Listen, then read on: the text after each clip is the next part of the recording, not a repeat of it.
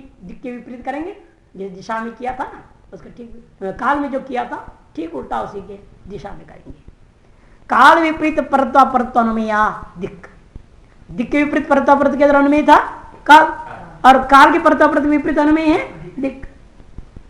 उसी दृष्टांत में ले लो, बूढ़ा पास में खड़ा है ना, कालकृत यहाँ परत्व था लेकिन नजदीक होने से दिक्कृत अपरत्व नहीं है, वहां कालकृत अपरत्व था लेकिन दिक्कृत परत्व है, विपरीत हो गया नहीं हुआ।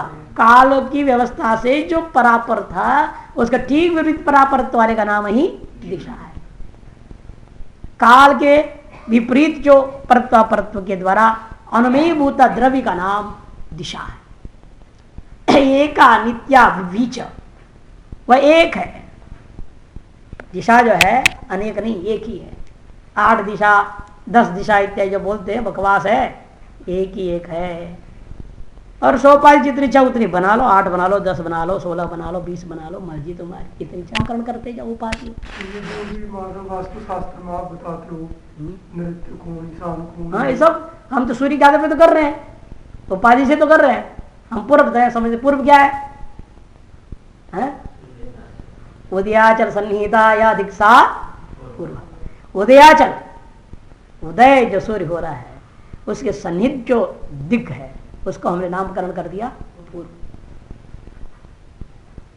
उसके विपरीत है जो पश्चिम हो गया। मेरू और सन्निहित है आदि, मेरू पर्वत मान लिए एक स्थान, उसके सन्निहित दिशा का नाम रख दिया हमने उत्तर, उसके विपरीत का नाम दक्षिण रख लिया। फिर उनके पीछे कोणों को मान लिया। इस तरह से हम जितने से विभाजन बनाते जाओ और अपने उसी आधार पर शास्त्र खड़ा कर दी, वास्तुशास्त्र किस दिशा में क्या रहेगा तो शुभ है, क्या रहेगा तो अशुभ है। ऋषियों ने एक ही दिशा का इतना कर दिया। और क्या है, ऋषियों की कमाल यही है ना, एक एक विद्या भी ऐसी गजब है, आप पढ़ेंगे तब पता चलता है, चमत्कार है। हम ज्योतिष में भी देखते हैं तो बड़े चमत्कार दिखती है उसमें, ऐसी ऐसी बातें कहते हैं आप कल्पना नहीं कर सकते किसके जीवन में कैसे क्या होना है क्या नहीं होना। अब अगला आदमी झूठ बोल रहा है, पकड़ में आ रहा। हाँ, परसों एक आदमी आया था एक औरत को लेकर और इंट्रोड्यूस क्या किया उसने, ये मेरी धर्म पत्नी है। मैंने कुंडली देखा, उसने अपना डेट टाइम प्लेस दे दिया। जो उधर माता जी पर बैठे थे ना यहाँ ही बैठे थे दूसरे, वो नहीं, एक और आए थे, वो तो पति पत्नी थे, बहुत पुराना, अच्छा आदमी, बहुत अच्छा आदमी, व्यास के चेले, ये अलग था। और मैंने कहा उसकी कुंडली देखने के बाद सातवें घर को देखा, मैंने कहा भैया आपकी जो पहली पत्नी है, मैंने सीधा बोल दिया पहली पत्नी का डेट टाइम दे दो। सामने जो वो तो डाइवर्स हो गया, हमने कहा गए ना बात नहीं, अभी आपकी पत्नी नहीं है। इस बात के धर्म पत्नी का फेरे लगा दिया आप? नहीं स्वामी जी, वही करना चाहते हैं, पागल कहीं करना चाहते हो तो पहले से बुकिंग कर दिया धर्म पत्नी शब्द को। तो कुंडली दिखाने आया, मिल खाएगा नहीं, मैं इसको भी छोड़ू या ना छोड़ू, ये पूछने आ रहा है। कैसे मरे बुद्धि वाले लोग होते हैं, बड़ा आश्चर्य होता है। लेकिन कुंडली में कोई बात छिपी हुई थोड़ी है। अब परमात्मा की कृपा है, दृष्टि चली जाती है, हमारी भी ऐसी खोपड़ी है, वही चली जाती है जहां गड़बड़ आदमी कर रहा है वही वो इसलिए जाती है ना, आपकी प्रलोभन नहीं है, हमारा दृष्टि दक्षिणा भी नहीं है ना, वो भी दंग रह गया। दक्षिणा होती तो एक पहाड़ी आया था, पागल में बैठा था उस दिन, वो पहाड़ी बोलने लगा स्वामी जी तो क्या आपने कर दिया। वो चले जाने के बाद बोला अरे हम तो बहुत अच्छा आदमी समझते थे, हमारे पास आता जाता ऑफिस में, तहसील में, तो तहसील में कर्मचारी एक, उसे कुंडली जागरण हुई अर्ध मात्रा में, बड़ा परेशान है इसलिए आया था पहाड़ी।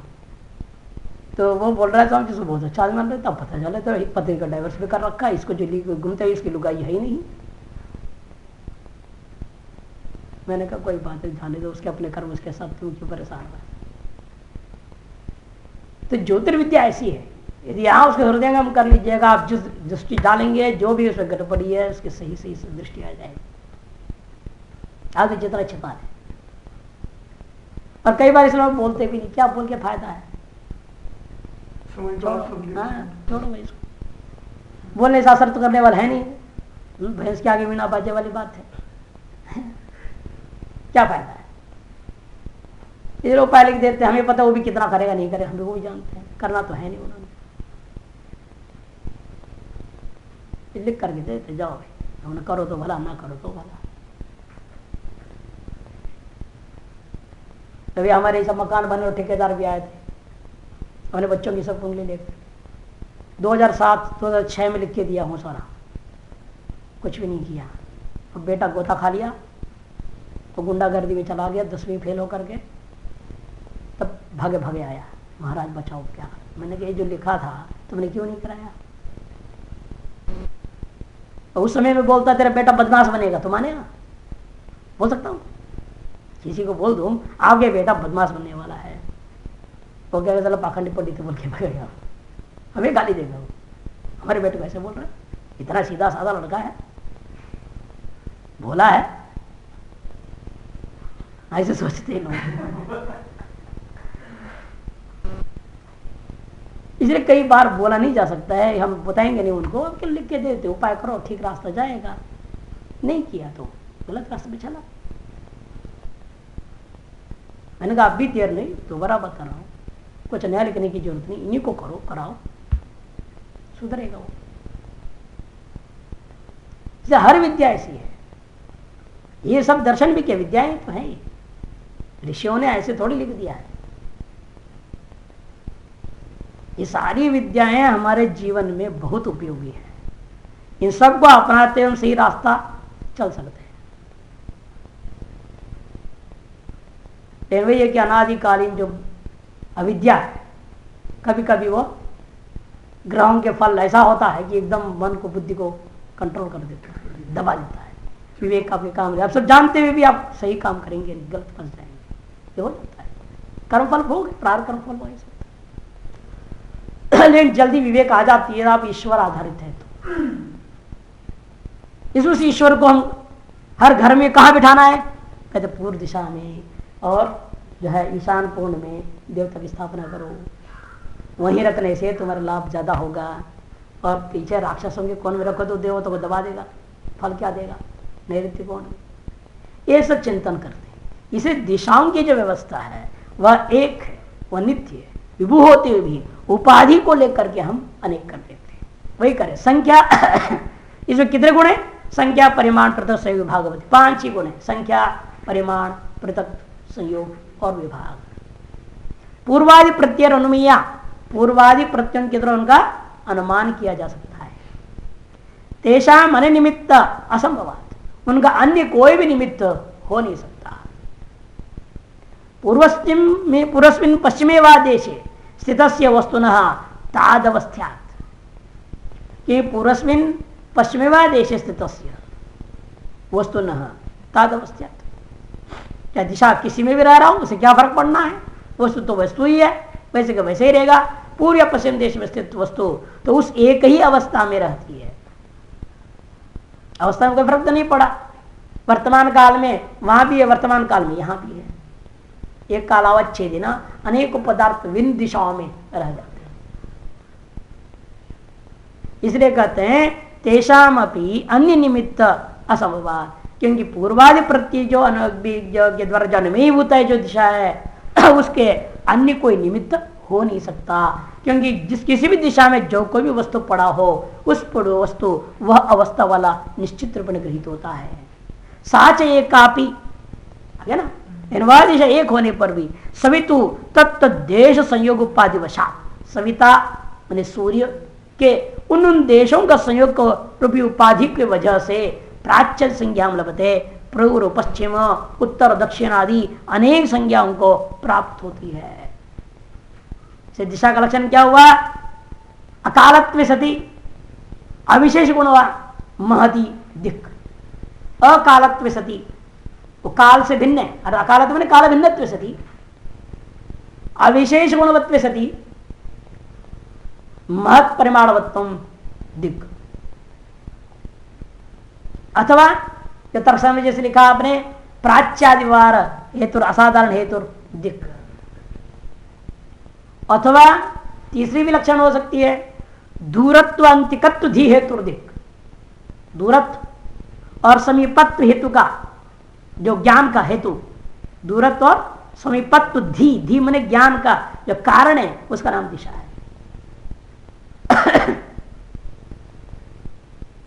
दूरत्वांतिकत्व धी हेतु दिक।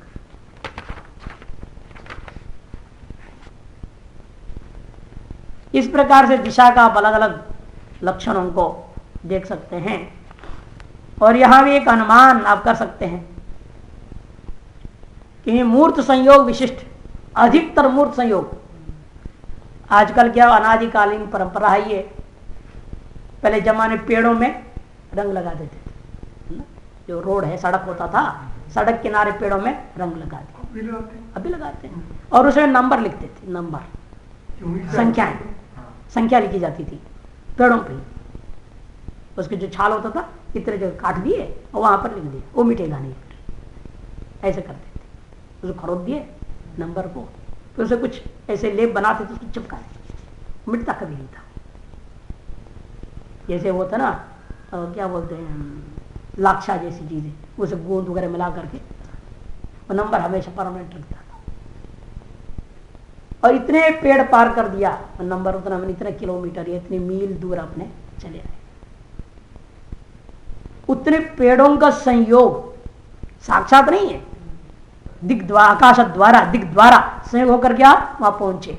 जितनी ज्यादा दूर बहुतर संयोग हुआ उसे परत्व है, अल्पतर संयोग हुआ तो अपरत्व है।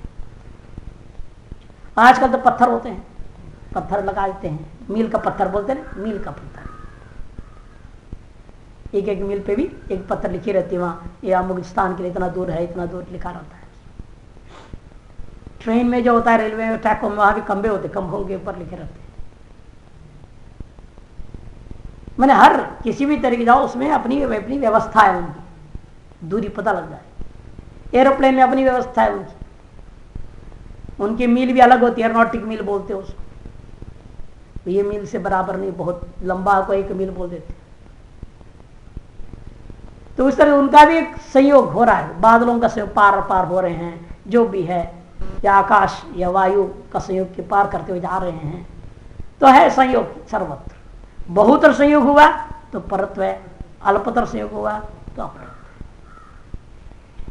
इसके लिए हम क्या अनुमान करते हैं, तत् विशिष्ट ज्ञानम, परापरत्व का जो विशिष्ट ज्ञान हो रहा है हमको, कैसे हो रहा है वो, विशेषण विशेष उभय संबंध घटक सापेक्षम, विशेषण और विशेषज्ञ उभय संबंध घटक एक सापेक्ष ज्ञान है वो। क्यों? साक्षात संबंध अभावे सती विशिष्ट ज्ञानत्वा, साक्षात कोई संबंध नहीं हो रहा है। आप पेड़ को छू छू के थोड़े जा रहे हैं, गाड़ी में बैठ के जा रहे हैं, साए करें या नहीं? ये तो हर मील पत्थर उतरेंगे, छुएंगे, फिर आगे जाएंगे। लोग कहेंगे पागल हो गया ये। इसलिए क्या कहना है, साक्षात संबंध तो है नहीं, साक्षात संबंध अभावे सती विशिष्ट ज्ञानत्वात्। जैसे लोहित स्फटिक, लाल स्फटिक, लाल रंग का स्फटिक के साक्षात कोई संबंध नहीं है। लाल कुसुम के सामने, फूल के सामने आपने स्फटिक रख दिया, तो फूल की लालिमा स्फटिक में भाषित होने लग गया, आपने लाल स्फटिक कह दिए। वहां साक्षात संबंध तो है नहीं, साक्षात संबंध नहीं है, किंतु विशिष्ट ज्ञान हो रहा है। लोहित स्फटिक विशिष्ट ज्ञान हो रहा है, लोह विशिष्ट, लाल रंग विशिष्ट स्फटिक है। ठीक उसी प्रकार से ये परत्वापरत्व का विशिष्ट ज्ञान भी है। साक्षात संबंध हम पेड़ों के साथ किसी बहुतर मूर्त पदार्थ साक्षात संबंध न करने पर भी हम पार कर जाते तो मान लेते हैं, और विशिष्ट ज्ञान पैदा हो जाता है। हम इतना दूर आ गए हैं, ये तरह थोड़े ही दूर गए हैं, नजदीक में ही हैं, ये व्यवहार से हो जाता है। इस प्रकार से अनुमान के द्वारा आपने परत्व का निश्चय कर लेते हैं। अब आत्मा का पहले विचार तो हो चुकी है, फिर भी द्रव्यों के विचार में दोबारा संक्षेप पे इसलिए कर दे रहे हैं, बात विस्तार पहले हो गया, इसका बहुत संक्षेप में जा रहे हैं। आत्मत्व अभिसंबंधवान आत्मा, आत्मत्व जाति से संबद्ध, पूर्णतया संबद्ध जो वस्तु है, द्रव्य है, उसका नाम आत्मा है। सुख दुखादि वैचित्र्यात् प्रतिशरण भिन्ना, व्यापक होते हुए भी वह सुख दुखादि विचित्रता को देखते हुए प्रत्येक शरीर में आत्मा अलग अलग अलग है, निश्चय होता है। सच उक्त एवं, और इसके विस्तार में क्या कहूं, दोबारा पहले विचार हो चुका है, कह चुके हैं। तस सामान्य गुणा संख्यादि 5, उस आत्मा के सामान्य गुण क्या है, संख्यादि 5, बुद्धियादि 9 विशेष गुण, बुद्धियादि 9 विशेष गुण है, कुल 14 गुण है। नित्य त्रिवृत्ते पूर्वत, पूर्वत में भी नित्य त्रिवृत्त आदि घटा लेना। निर्वयवत्वात् वो विभू है, विभुत्वात् नित्य है, ऐसे पूर्वती सब समझ लेना। अब जाते अंतिम द्रव्य मनः, मनस्त्व भी संबद्धवन मनः, मनस्त्व रूपी एक जाति, क्योंकि एक मन नहीं है ना, प्रत्येक आदमी का मन अपना अपना अपना अलग अलग अलग होता है, तो अनेक आदमी है तो अनंत मन है, अनंत मनों में इसलिए मनस्त्व जाति रहेगी। तार से मनस्त्व जाति संबद्ध वस्तु का नाम मन है। और कितना लंबा चौड़ा है मन, कहते अणु परिमाण, छोटा है, बहुत छोटा है, अणु परिमाण वाला है।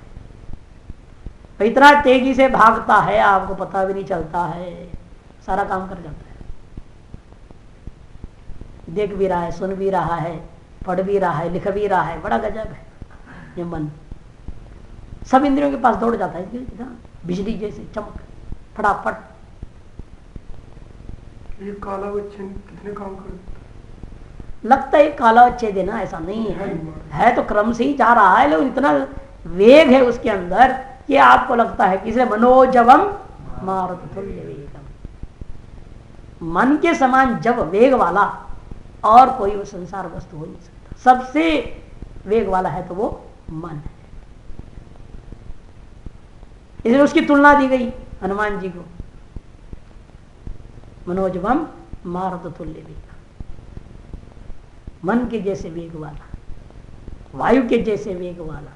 उसका अगला है तो वायु, मन के अगला वायु का वेग है। जब तूफान आते क्या कर दे, तब बिल्डिंग विल्डिंग सब उड़ा के कुछ भी नहीं करता। यहाँ सब तो ऐसे तूफान आप लोगों ने देखा नहीं ना, फिलीपींस में देखिए, हवाई आइलैंड से देश है वहां देखिए, सब बिल्डिंग विल्डिंग सब गाड़ी घोड़ा सब खड़ा है, सब उड़ा हुआ, कुछ भी नहीं। ऐसे तूफान आते हैं वहां। तो यहाँ तो हम लोग आराम से बैठे रहते थे, बंद करके अंदर तूफान आ रहा है, ये पता है बिल्डिंग तो उड़ना है नहीं। वो लोग क्या करते हैं, जगह जगह जमीन के अंदर ना गड्ढा बना रखे फिलीपींस में, समुद्र तट में जाए से बार-बार होता है, जैसे हल्का चलने लगता है ना तुरंत उसके अंदर घुस जाए, जमीन के अंदर घुस जाए, मकान चले जाए, दोबारा बन जाए, सरकार दे देगा, लेकिन जिंदा तो बचे, सब उसे घुस जाते, चूहों के जैसे फिल्म बने हुए उसके अंदर घुस के लेट जाते हैं। जितना ऊपर तूफान आ रहा है जा रहा है, कुछ भी गिरे ऊपर कुछ फर्क नहीं पड़ता, ऐसे बनी हुई होती। बस ज्यादा गहरा नहीं, 2-3 फुट गहरा होता है, बस आदमी अंदर घुस के लेट गया। ऐसा वेग आत्म संयोगी, और कैसा है मन, आत्मा के साथ सदा संयोग रखने वाला है, आत्म संयोगी। अंतर इंद्रिया बहिर्ंद्रिय नहीं है ये जो है अंतर इंद्रिय। सुखादि उपलब्धि कारणम नित्यंच, सुखादि की उपलब्धि का साधन है और वो नित्य भी है। मन नित्य और मन का नाश की बात करते हैं लोग, ये कार्य मन नित्य,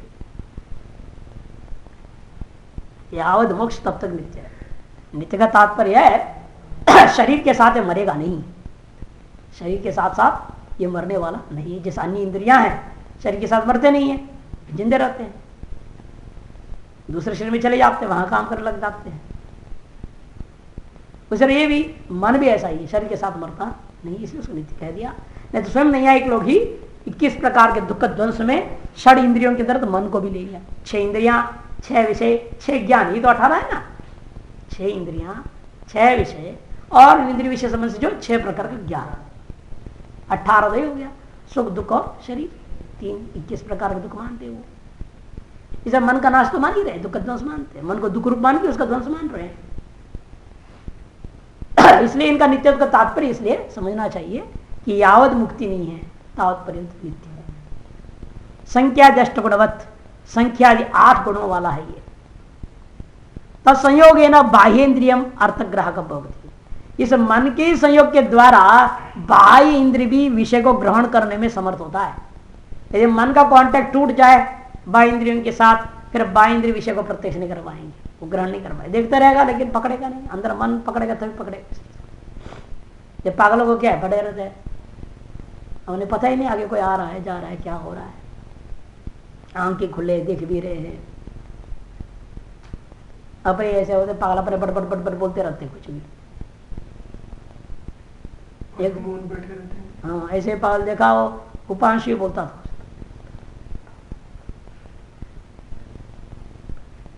ऐसे करता रहता था। इसका राजीव नाम था, केरल का था लड़का, पतला सा। वो उसको गुरुजी मेरे हाथ में दे दिए, भाई तुम ही इसको संभाल सकते हो, भाई इसको ठीक कर सकते हो। मैंने कहा गुरुजी आपकी कृपा चाहिए, मैं क्या करूँगा इसको, लेकिन आपने कहा है तो चलो मेरे पास है। और उसे हम सेवा लेते थे, यहाँ झाड़ू मारो, वो खड़ा रहेगा पोछा लेकर धक्का मारता था, चल पोछा लगाता था। 2 बार किया वहीं लुढ़क दिया, बैठा, फिर लात मारो, फिर करता था। बड़े मुश्किल से करते करते करते बड़ा मुश्किल से बहिर्मुखी प्रवृत्ति लाया उसका। और बहुत प्यार भी करता था, बिठाता था, खिलाना साथ में, नहीं तुम भी खाओ साथ में खाओ। करते करते करते वो कहता है मेरे पीछे क्यों पड़े। एक दिन बोल पड़ा मेरे पीछे क्यों पड़े। तो हमने कहा तुम जो है भगवान के पीछे क्यों पड़े हो। जानबूझ के बोला, ये मुझे मालूम है भगवान से बात करता है। मैंने ऐसे बात कर रहा था, मेरे जान की तीर मार दिया ऐसे जोटे।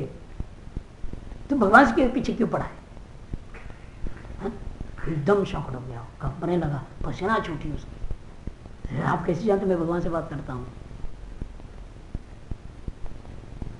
कहता है तब मैंने कहा देखो मैं कैसे जानते हो बात को, बात की बात है, लेकिन जो भगवान से बात करता है ना वो थोड़ा लिख दिया कर क्या बात हुई, तो बहुत दुनिया को लाभ होगा, तो लेखक बन।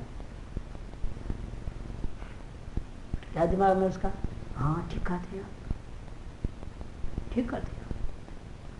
मैं यहाँ से लिखना शुरू कर दूँगा। रात भर बैठता लिखता था, बात कर रहा है और लिख रहा है, बात कर रहा है लिख रहा है। वो क्या बोलता था भाषा में समझ में नहीं आती थी,